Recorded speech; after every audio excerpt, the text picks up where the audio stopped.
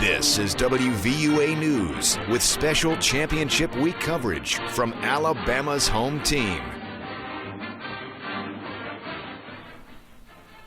Hi there, and thanks for being with us tonight. I'm Lynn Brooks, live from New Orleans. We'll go to the Tuscaloosa newsroom in just a second, but first, that big matchup between the Tide and LSU kicks off in just 4 days, and today we got to see Alabama practice for the very first time in the Superdome. WVUA was there. And before that, though, some of the Tide's offensive players and offensive coordinator Jim McElwain met with the media this morning. A rather unique opportunity in front of Bama. In the college football, seldom does a team lose during the regular season and get a rematch for the national title. The Crimson Tide knows they will have to be at their best to get the W in round 2. I think knowing each other, from a preparation standpoint, I'm sure there'll be some new wrinkles, because of that fact.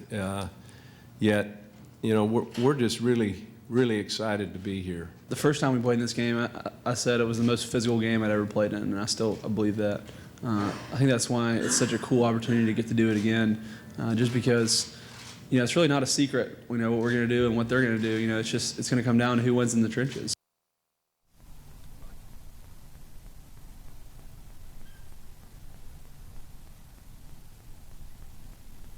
And one man who's known very well for his coverage of the Alabama Crimson Tide joins me now, Cecil Hurt. And Cecil, you're known for your football picks in the journalism world, primarily, but not a lot of people know that you're also quite the food connoisseur. You know a lot about New Orleans cuisine, I learned.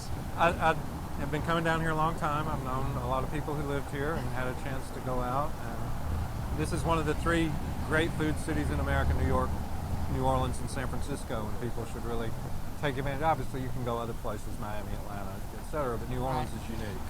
And I know, of course, you're here in a working capacity, but you've got to eat, right? Sure. So, do you mind sharing with us a few of the places that you've visited? I don't, and what I'd say, it's easy. People who do come down here for Sugar Bowl or Mardi Gras or whatever, and there's so many classic places, Commander's Palace, Galatoire's, Bonton Cafe, and it's easy to say we're going back to that place every time. I really encourage people. There's so many great new places in New Orleans. This trip we've been to Cochon, which is outstanding. Lillette is very good. I hadn't been to Patois on this trip, but it's excellent. Some of those names are tricky. They're all French. Your French is French pretty good. Cuisine, thank you. Herbesant is very good. So it just depends on where you're staying, on what you want to do. If you're coming down for the weekend, it's going to be very, very crowded in the French Quarter. Alabama fans, LSU fans, the Saints are playing. Really hard to get a reservation for the weekend.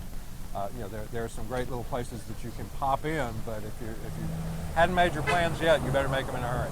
That's right. So if you had to pick, I don't want to put the pressure on you here, Cecil, but if you just had to pick, if you could go to New Orleans and just eat at one place, you just touched down on an airplane and you had to run in and grab a meal and get back on the airplane, your one place that you would pick, you would go. That's tough, Lynn, like I say, because the new places are so good, but if you only had one, you'd want to go back to the Bonton Cafe and eat there, but it would be tough to narrow it down. I know. Lots of choices. There are. So many choices, so little time, right? Absolutely. That's what makes this week-long adventure down here so entertaining. Well, thanks for helping us out. Thanks, Lynn. We appreciate it. Cecil Hurt from the Tuscaloosa News. Who knew that he knew so much about food here in New Orleans? And I would say some pretty good choices there for you if you're coming down here to the Big Easy. We're going to have much more about food, including some Gulf Coast seafood, coming up for you tonight on the news at 6. And maybe food's not your thing, okay? Not everybody is a foodie. Not everybody can afford to go to fine dining restaurants, but maybe you're a history buff.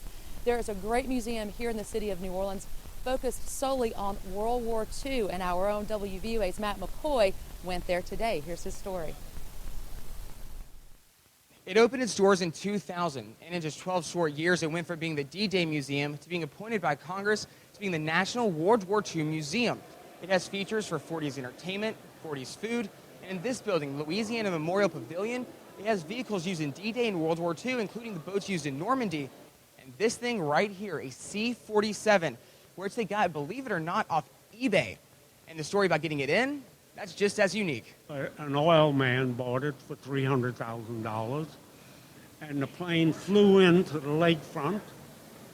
They took the wings and everything off, and those doors slide open.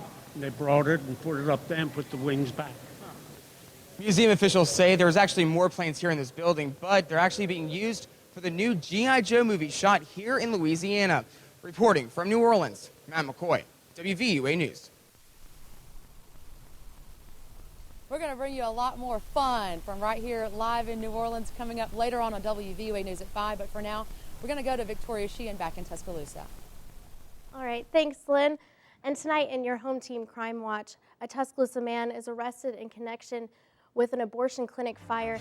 Authorities say it happened in Pensacola, Florida. Federal officials say Bobby Joe Rogers was arrested Thursday. Officials say Rogers set a fire at a clinic in Pensacola Sunday morning. It's not the first time this clinic has seen violence. It was bombed Christmas Day in 1984, and in 1994, a doctor and a volunteer were shot to death as they arrived. No one was hurt in Sunday's fire. Back in Tuscaloosa, a new partnership between the Mercedes plant in Vance and Shelton State Community College is working to move young minds forward. WVUA reporter Taylor Montgomery has the story.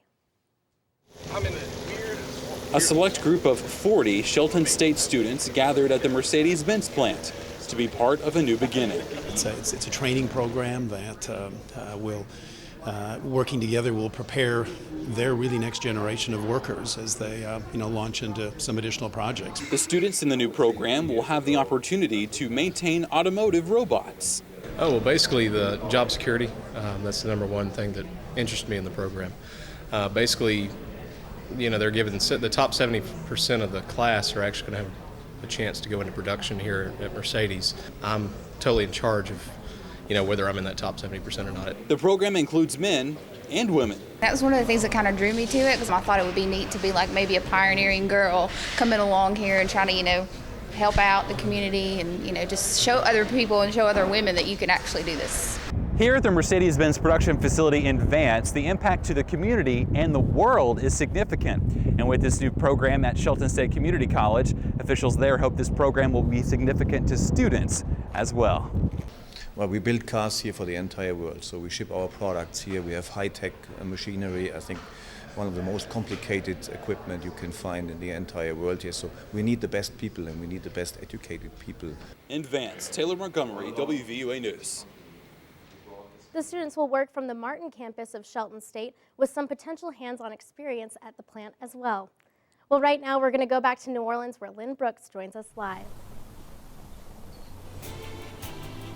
Thanks a lot, Victoria. And we have a whole lot more from here in New Orleans lined up for you on WVUA News at 5. A lot of people ask us, they say, hey, I don't get to go to New Orleans. Can I live vicariously for you? We say, absolutely. Coming up later on the News at 5, we'll show you how you can feel like you're along for the trip and your boss won't even know about it. We've got some secrets on that later on the News at 5. Also, the BCS held a press conference this morning for the Alabama offensive players. Also, coordinator Jim McElwain. Gary Harris will have the full story later on in Home Team Sports. And here now, a look at the Audubon Aquarium of the Americas right here in New Orleans. More WVUA News at 5 live from the Big Easy. Straight ahead. Now, the Tuscaloosa Chevrolet Sports Update with WVUA's Gary Harris.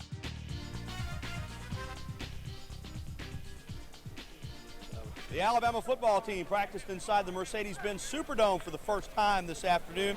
Crimson Tide head coach Nick Saban looking for a third BCS National Championship.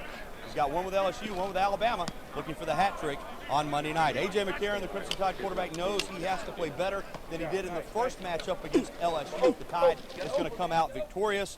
The Alabama running back like Jalston Fowler, they had a lot of energy today, coming right into your living room, big number 45. He could get some carries, Eddie.